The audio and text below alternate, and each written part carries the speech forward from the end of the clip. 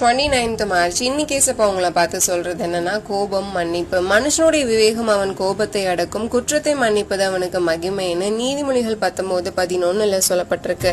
நீங்க கர்த்தருக்குள்ள மகிமைப்படணும் அப்படின்னா உங்களுக்கு விரோதமா யார் குற்றம் சுமத்தி இருந்தாலும் எதிராக எழும்பி இருந்தாலும் ஏன் உங்களை அழிக்கவே நினைச்சாலும் அவங்கள மன்னிக்கணும். நேத்து ஒரு நியூஸ் கேள்விப்பட்டேன். தெலுங்கானால ஊழியம் பண்ணிட்டு வந்த பிரவீன் பகடாலா அப்படிங்கிற பாஸ்டர் அவருக்கு விரோதமானவங்க கொடுமையான முறையில கொலை பண்ணிட்டாங்க.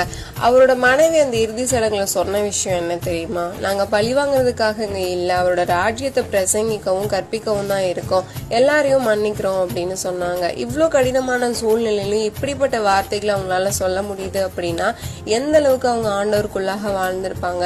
மற்றவர்களை மன்னிக்கிற சுபாவம் அவங்களுக்குள்ள இருந்திருக்கு. ஆனா நம்மளால மத்தவங்கள சின்ன சின்ன விஷயங்கள்ல கூட மன்னிக்க முடியறதில்ல. நம்ம அறிவுள்ளவர்களா இருப்போம் அப்படின்னா நம்ம கோபத்தை அடக்கி மற்றவர்களை மன்னிப்போம். By thoughts of Sharon. Have a happy day.